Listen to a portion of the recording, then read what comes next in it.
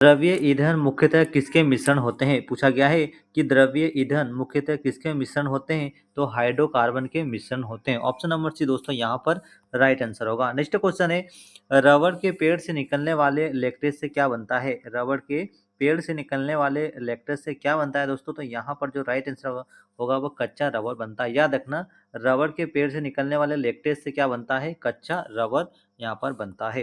Next question दोस्तों हमारे यहाँ पर पोटेशियम ब्रोमाइड का उपयोग किया जाता है। पोटेशियम ब्रोमाइड का उपयोग किस लिए किया जाता है? तो यहाँ पर राइट आंसर होगा नींद लाने वाली दवा के रूप में हम क्या करते हैं? पोटेशियम ब्रोमाइड का उपयोग किया जाता है। ऑप्शन नंबर बी यहाँ पर राइट आंसर होगा। नेक्स्ट क्वेश्चन है, सांपों के अध्ययन को क्या कहा जाता है दोस्तों? तो यहाँ पर राइट आंसर होगा ओफियोलॉजी कहलाता है। ऑप्शन नंबर बी दोस्तों यहाँ पर राइट आंसर होगा। नेक्स्ट क्वेश्चन है दोस्तों हमारे यहाँ पर जंतुओं के व्यवहार के अध्ययन को क्या कहते हैं? जंतुओं के व्यवहार के अध्ययन को क्या कहते हैं? पारिस्थितिक, शरीर क्रिया, इथोलॉजी या फिर वर्गीकी? दोस्तों यहाँ पर राइट आंसर होगा इथोलॉजी कहते हैं। जंतुओं के व्यवहार के अध्ययन को क्या कहते हैं? इथोलॉजी कहते हैं। नेक्स्ट क्वेश्चन है हमारे यहाँ पर, अस्थि से अस्थि कौन जोड़ता है? अस्थि से अस्थि कौन जोड़ता है? कटरा, स्नायु, पेशी या फिर उपास्थि? तो दोस्तों यहाँ पर राइट आंसर होगा अस्थि से अस्थि को कौन जोड़ता है? स्नायु जोड़ता है। ऑप्शन नंबर बी यहाँ पर राइट आंसर होगा। नेक्स्ट क्वेश्चन दोस्तों यहाँ पर एटीपी की संरचना का वर्णन किसने किया था? एटीपी की जो संरचना है उसका वर्णन किसने किया था? वाटसन ने, क्रिक ने, लोहमैन ने या फिर डाल्टन ने? तो दोस्तों याद रखना, एटीपी की संरचना का जो वर्णन है वह लोहमैन ने किया था। ऑप्शन नंबर सी यहाँ पर राइट आंसर होगा। नेक्स्ट क्वेश्चन है हमारे यहाँ पर, एटीपी का पूर्ण रूप क्या है? एटीपी का पूर्ण रूप क्या है दोस्तों? तो यहाँ पर राइट आंसर होगा, एटीपी का जो फुल फॉर्म होता है वह एडेनोसिन, याद रखना, एडेनोसिन ट्रिप्टोसेपेट होता है। ऑप्शन नंबर बी दोस्तों यहाँ पर राइट आंसर होगा।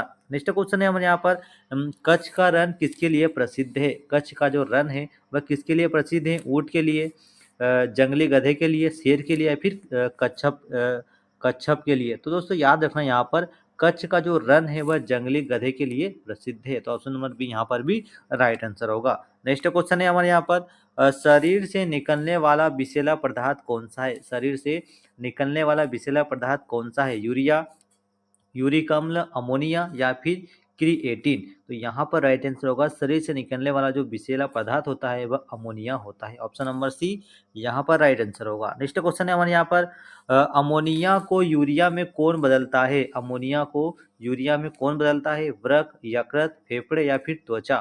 तो यहाँ पर राइट आंसर होगा, अमोनिया को यूरिया में कौन बदलता है? तो यकृत बदलता है। ऑप्शन नंबर बी यहाँ पर राइट आंसर होगा। नेक्स्ट क्वेश्चन है दोस्तों यहाँ पर, टिटनेस रोग को अन्य किस नाम से जाना जाता है? टिटनेस रोग को अन्य किस नाम से जाना जाता है?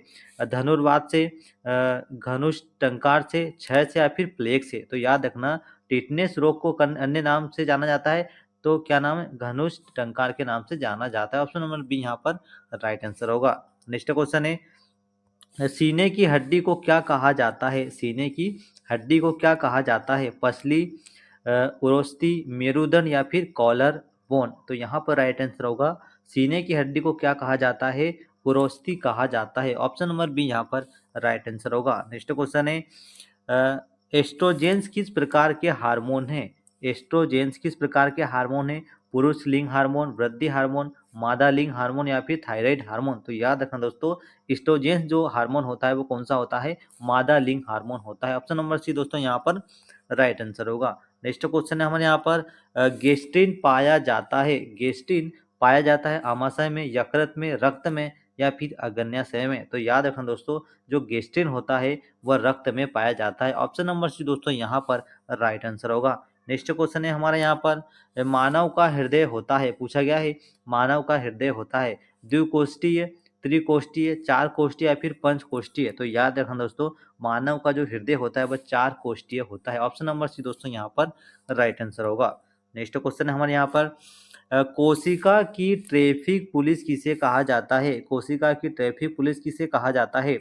राइबोसोम, माइटोकॉन्ड्रिया, गोल्जी कॉय या फिर लाइसोसोम? तो यहाँ पर राइट आंसर होगा, कोशिका की ट्रैफिक पुलिस किसे कहा जाता है? तो गोल्जी काय को कहा जाता है। ऑप्शन नंबर सी यहाँ पर राइट आंसर होगा। नेक्स्ट क्वेश्चन है हमारे यहाँ पर, हरित लवक की खोज किसने की थी? पूछा गया है, हरित लवक की खोज किसने की थी दोस्तों?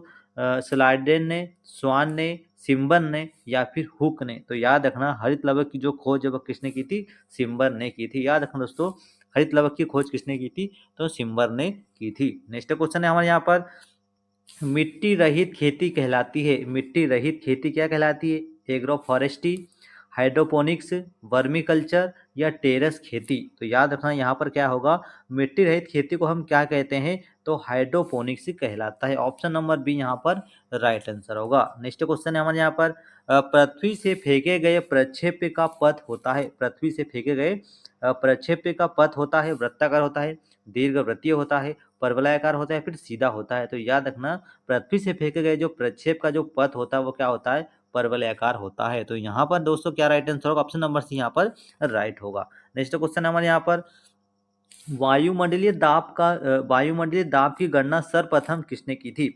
पहला ऑप्शन है पास्कल ने, टोरिसेली ने, वान ग्यूरिक ने या फिर न्यूटन ने। तो याद रखना दोस्तों वायुमंडलीय दाब की जो गणना है वह सर्वप्रथम अगर बात की जाए तो किसने की थी? वान ग्यूरिक ने की थी। याद रखना वायुमंडलीय दाब की जो गणना वो सर्वप्रथम वान ग्यूरिक नामक वैज्ञानिक ने की थी। नेक्स्ट क्वेश्चन है हमारे यहाँ पर, एक मिलीबार बराबर होता है, एक मिलीबार बराबर होता है 1 पास्कल, 10 पास्कल, 100 पास्कल या फिर 1000 पास्कल। तो याद रखना दोस्तों 1 मिलीबार बराबर कितना होता है? 10 पास्कल होता है। 1 मिलीबार बराबर क्या होता है? 10 पास्कल होता है। तो ऑप्शन नंबर दोस्तों यहाँ पर बी राइट आंसर होगा। नेक्स्ट क्वेश्चन है हमारे यहाँ पर, ससंजक बल के कारण द्रव की बूंदें होती है, ससंजक बल के कारण द्रव की बूंदें होती है, अलग अलग रहती है, जम जाती है या फिर मिलकर एक हो जाती है या फिर वाष्पित हो जाती है। तो याद रखना दोस्तों सहसंजक बल के कारण जो द्रव की बूंदें होती है वो मिलकर एक हो जाती है। तो यहाँ पर ऑप्शन नंबर सी क्या होगा? राइट आंसर होगा। नेक्स्ट क्वेश्चन है हमारे यहाँ पर, गैस को ठंडा कर द्रव में बदलने की प्रक्रिया क्या कहलाती है? गैस को ठंडा कर द्रव में बदलने की प्रक्रिया क्या कहलाती है? वाष्पीकरण, संघनन, गलन या फिर ऊर्ध्वपातन। तो याद रखना दोस्तों गैसों को ठंडा कर द्रव में, गैसों को ठंडा कर द्रव में जो बदलने की जो प्रक्रिया होती है, जो प्रोसेस होती है उसे क्या कहते हैं? तो उसे संघनन कहते हैं। ऑप्शन नंबर बी दोस्तों यहाँ पर राइट आंसर होगा। नेक्स्ट क्वेश्चन है हमारे यहाँ पर, ठोस चालकों में आवेश का प्रवाह होता है, ठोस चालकों में आवेश का प्रवाह किस प्रकार होता है? प्रोटॉन से, आयनों से, इलेक्ट्रॉन द्वारा या फिर न्यूट्रॉनों द्वारा। तो याद रखना दोस्तों ठोस चालकों में आवेश का जो प्रवाह होता है वह इलेक्ट्रॉनों के कारण होता है। तो ऑप्शन नंबर सी यहाँ पर दोस्तों राइट आंसर होगा। नेक्स्ट क्वेश्चन है हमारे यहाँ पर और मोस्ट इंपोर्टेंट क्वेश्चन है, बादल एवं कोहरे किस प्रकार का विलयन है? पूछा गया है कि बादल एवं कोहरा किस प्रकार का विलयन होता है? सच्चा विलयन, निलंबन या फिर कोलाइडी विलयन या फिर मिश्र धातु। तो बादल एवं कोहरा किस प्रकार का विलयन है दोस्तों? तो ये कोलाइडी विलयन है। ऑप्शन नंबर सी दोस्तों यहाँ पर राइट आंसर होगा कि बादल और कोहरे का जो विलयन होता है, जो विलयन का रूप होता है उसे क्या कहते हैं? तो उसे कोलाइडी विलयन कहा जाता है। नेक्स्ट क्वेश्चन है हमारे यहाँ पर, प्रोटॉन का द्रव्यमान कितना होता है? पूछा गया कि प्रोटॉन का जो द्रव्यमान होता है दोस्तों वह कितना होता है? तो याद रखना प्रोटॉन का द्रव्यमान 1.672 गुना 10⁻⁻24 ग्राम होता है। ऑप्शन नंबर बी दोस्तों यहाँ पर क्या होगा? हमारा राइट आंसर होगा। नेक्स्ट क्वेश्चन है, इलेक्ट्रॉन का द्रव्यमान कितना होता है? इलेक्ट्रॉन का जो द्रव्यमान होता है दोस्तों वह कितना होता है? तो इलेक्ट्रॉन का द्रव्यमान जो होता है वो 9.1 गुना 10⁻24 ग्राम होता है। तो ऑप्शन नंबर ए यहाँ पर राइट आंसर होगा। नेक्स्ट क्वेश्चन दोस्तों हमारे यहाँ पर, सेब में पाया जाने वाला अम्ल कौन सा है? सेब में पाए जाने वाला अम्ल कौन सा है? साइट्रिक अम्ल, लैक्टिक अम्ल, मेलिक अम्ल या फिर टार्ट्रिक अम्ल। तो दोस्तों याद रखना सेब में पाए जाने वाला जो अम्ल होता है वह कौन सा होता है? तो वह मेलिक अम्ल होता है। ऑप्शन नंबर सी दोस्तों यहाँ पर राइट आंसर होगा। नेक्स्ट क्वेश्चन है हमारे यहाँ पर, रेडियोधर्मी तत्वों के नाभिक में होते हैं, रेडियोधर्मी तत्वों के नाभिक में होते हैं, स्थायी होते हैं, अस्थायी होते हैं, उदासीन होते हैं, फिर धनात्मक होते हैं। तो याद रखना रेडियोधर्मी तत्वों के जो नाभिक किससे होते हैं दोस्तों? अस्थायी होते हैं। क्या होते हैं? अस्थायी होते हैं रेडियोधर्मी तत्वों के नाभिक। तो यहाँ पर ऑप्शन नंबर बी दोस्तों राइट आंसर होगा। नेक्स्ट क्वेश्चन है हमारे यहाँ पर, अल्फा कण का द्रव्यमान कितना होता है? अल्फा कण का जो द्रव्यमान होता है दोस्तों वह कितना होता है? तो यहाँ पर राइट आंसर होगा 6.645 गुना 10⁻⁻27 किलोग्राम होती है। तो ऑप्शन नंबर सी दोस्तों यहाँ पर राइट आंसर होगा। नेक्स्ट क्वेश्चन है हमारे यहाँ पर, धात्विक ऑक्साइड की प्रकृति होती है, धात्विक ऑक्साइड की प्रकृति किस प्रकार की होती है? अम्लीय होती है, क्षारीय होती है, उदासीन होती है या फिर लवणीय होती है। तो याद रखना दोस्तों, धात्विक ऑक्साइड की जो प्रकृति होती है वह कैसी होती है, तो वह क्षारीय होती है। याद रखना, धात्विक ऑक्साइड की जो प्रकृति होती है वो किस प्रकार की होती है, तो क्षारीय प्रकृति के होते हैं। ऑप्शन नंबर बी दोस्तों यहाँ पर राइट आंसर होगा। नेक्स्ट क्वेश्चन है, सर्वाधिक शुद्ध लोहा निम्न में से कौन सा है। सर्वाधिक शुद्ध लोहा निम्न में से कौन सा है, हेमेटाइट, साइड्राइट, लिमोनाइट या फिर मैग्नेटाइट। तो याद रखना, सर्वाधिक शुद्ध लोहे अयस्क का क्या नाम है, तो मैग्नेटाइट है। सर्वाधिक शुद्ध लोहा कौन सा होता है, तो मैग्नेटाइट होता है। ऑप्शन नंबर डी दोस्तों यहाँ पर राइट आंसर होगा। नेक्स्ट क्वेश्चन है, जिंक ऑक्साइड को क्या कहा जाता है। जिंक ऑक्साइड को क्या कहा जाता है, सफेद शीशा, जस्ते का फूल, काला शीशा या फिर जिंक एस। तो यहाँ पर राइट आंसर होगा, जिंक ऑक्साइड को क्या कहा जाता है दोस्तों, तो जिंक ऑक्साइड को जस्ते का फूल कहा जाता है। क्या कहा जाता है, जिंक ऑक्साइड को जस्ते का फूल कहा जाता है। ऑप्शन नंबर बी दोस्तों यहाँ पर राइट आंसर होगा। नेक्स्ट क्वेश्चन है हमारे यहाँ पर, काला शीशा क्या कहलाता है। पूछा गया है कि काला शीशा क्या कहलाता है, कोक, चारकोल, ग्रेफाइट या फिर हीरा। तो याद रखना दोस्तों, काला जो शीशा होता है उसे क्या कहा जाता है, तो उसे ग्रेफाइट कहा जाता है। ऑप्शन नंबर सी यहाँ पर राइट आंसर होगा। नेक्स्ट क्वेश्चन है हमारे यहाँ पर, अधातुओं के ऑक्साइड होते हैं। अधातुओं के ऑक्साइड होते हैं, केवल क्षारीय होते हैं, केवल उदासीन होते हैं, अम्लीय या फिर उदासीन दोनों होते हैं, या केवल क्षारीय होते हैं। तो याद रखना दोस्तों, अधातुओं के जो ऑक्साइड होते हैं, याद रखना, अधातुओं के जो ऑक्साइड होते हैं वो अम्लीय और उदासीन, अम्लीय उदासीन होते हैं। तो ऑप्शन नंबर सी यहाँ पर राइट आंसर होगा। नेक्स्ट क्वेश्चन हमारे यहाँ पर, बर्फ पर पाए जाने वाले शैवाल को क्या कहते हैं। बर्फ पर पाए जाने वाले जो शैवाल होते हैं उन्हें क्या कहते हैं दोस्तों, क्लोरोफाइट, फियोफाइट, क्रिस्टोफाइट या फिर रोडोफाइट। यहाँ पर राइट आंसर होगा, बर्फ पर पाए जाने वाले शैवाल को क्या कहते हैं, तो क्रिस्टोफाइट्स कहते हैं। ऑप्शन नंबर सी यहाँ पर राइट आंसर होगा। नेक्स्ट क्वेश्चन है, छाया में उगने वाले पौधे कहलाते हैं। छाया में उगने वाले पौधे कहलाते हैं हेलियोफाइट, जेरोफाइट, सियोफाइट या फिर हाइड्रोफाइट। तो ये दोस्तों यहाँ पर राइट आंसर होगा, छाया में उगने वाले पौधे को क्या कहते हैं, सियोफाइट कहते हैं। ऑप्शन नंबर सी दोस्तों यहाँ पर राइट आंसर होगा। नेक्स्ट क्वेश्चन है हमारे यहाँ पर, सन 1888 में इलाहाबाद कांग्रेस अधिवेशन की अध्यक्षता किसने की थी। सन 1888 के इलाहाबाद कांग्रेस अधिवेशन की अध्यक्षता किसने की थी दोस्तों, तो यहाँ पर राइट आंसर होगा, जॉर्ज यूले ने की थी। ऑप्शन नंबर बी दोस्तों यहाँ पर राइट आंसर होगा। नेक्स्ट क्वेश्चन है दोस्तों हमारे यहाँ पर, दिल्ली अभी दूर है यह किसने कहा था। दिल्ली अभी दूर है यह किसने कहा था, बाबर ने, अकबर ने, निजामुद्दीन औलिया ने या फिर अमीर खुसरो ने। दोस्तों याद रखना, दिल्ली अभी दूर है या किसने कहा था, तो निजामुद्दीन औलिया ने कहा था। तो ऑप्शन नंबर सी दोस्तों यहाँ पर क्या हो जाएगा, हमारा राइट आंसर होगा। नेक्स्ट क्वेश्चन है, मदन लाल धिंगरा, मदन लाल धिंगरा को किसकी हत्या के आरोप में फांसी दी गई थी। मदन लाल धिंगरा को किसकी हत्या में के आरोप में फांसी दी गई थी, लॉर्ड इरविन, कर्नल वाइली, सॉन्डर्स या फिर कर्जन। तो यहाँ पर राइट आंसर होगा कर्नल वाइली। ऑप्शन नंबर बी दोस्तों यहाँ पर राइट आंसर होगा। नेक्स्ट क्वेश्चन है, दिल्ली का अंतिम राजपूत शासक कौन था। राणा सांगा पहला ऑप्शन है, पृथ्वीराज चौहान, जयचंद या फिर हमीरदेव। दिल्ली का अंतिम राजपूत शासक कौन था दोस्तों, तो यहाँ पर हमारा राइट आंसर होगा पृथ्वीराज चौहान दिल्ली का अंतिम राजपूत शासक था। ऑप्शन नंबर बी यहाँ पर राइट आंसर होगा। नेक्स्ट क्वेश्चन है, all India trade union Congress की स्थापना कब हुई थी। All India trade union Congress की स्थापना दोस्तों कब हुई थी, 1917 में, 1919 में, 1920 में या फिर 1921 में।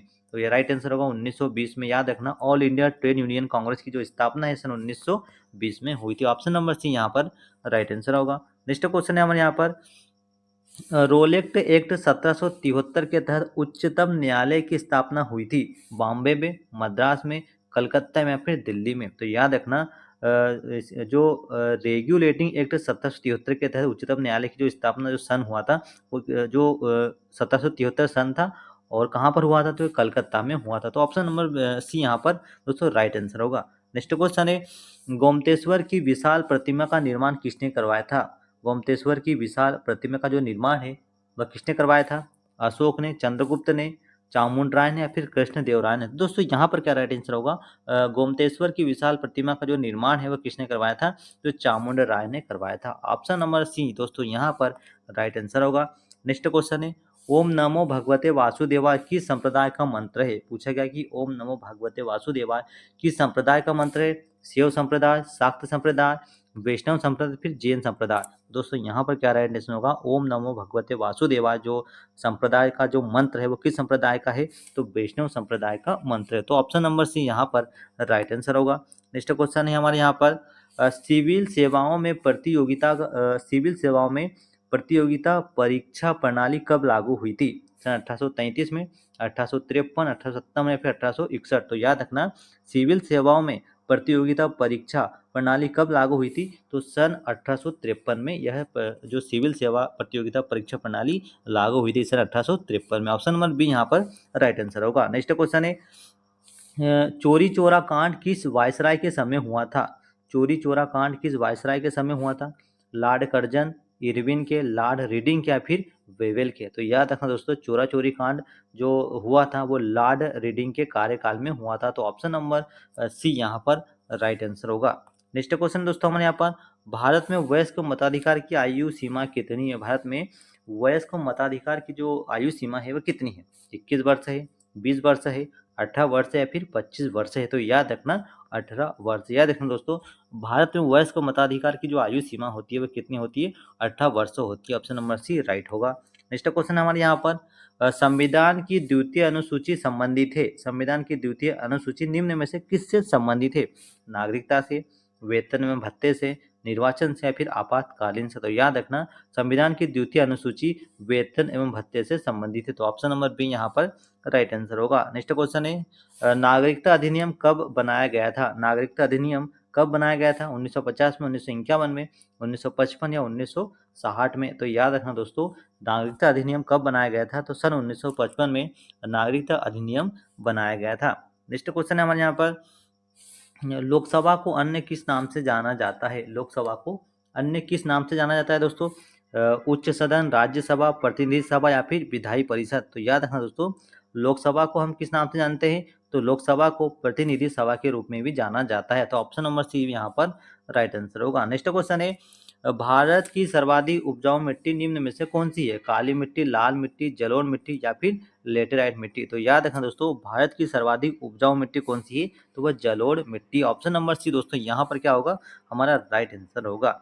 नेक्स्ट क्वेश्चन है आंध्र राज्य की प्रारंभिक राजधानी कौन थी? आंध्र राज्य की प्रारंभिक राजधानी निम्न में से कौन थी? हैदराबाद, अमरावती, कर्नूल, या फिर विशाखापट्टनम? तो याद रखना दोस्तों, आंध्र राज्य की प्रारंभिक राजधानी कर्नूल थी। ऑप्शन नंबर सी दोस्तों यहाँ पर राइट आंसर होगा। नेक्स्ट क्वेश्चन है मानस नदी किसकी सहायक नदी है? मानस नदी किसकी सहायक नदी है? गंगा की, यमुना की, ब्रह्मपुत्र, फिर या सिंधु की? तो याद रखना, मानस जो नदी होती है वो किसकी सहायक नदी है? तो ब्रह्मपुत्र नदी की सहायक नदी मानस नदी है। तो ऑप्शन नंबर सी दोस्तों यहाँ पर राइट आंसर होगा।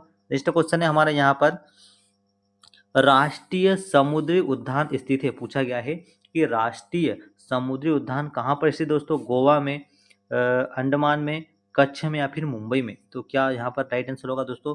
राष्ट्रीय समुद्री उद्यान स्थित कहाँ पर है? तो यह कच्छ में स्थित है। और कच्छ दोस्तों कहाँ पर है? तो यह कच्छ जो है वह गुजरात राज्य में स्थित है। नेक्स्ट क्वेश्चन हमारे यहाँ पर राष्ट्रीय पादप आनुवंशिक संस्थान ब्यूरो कहाँ पर स्थित है? कोलकाता में, मुंबई में, चेन्नई में, या फिर नई दिल्ली में? तो यहाँ पर क्या राइट आंसर होगा?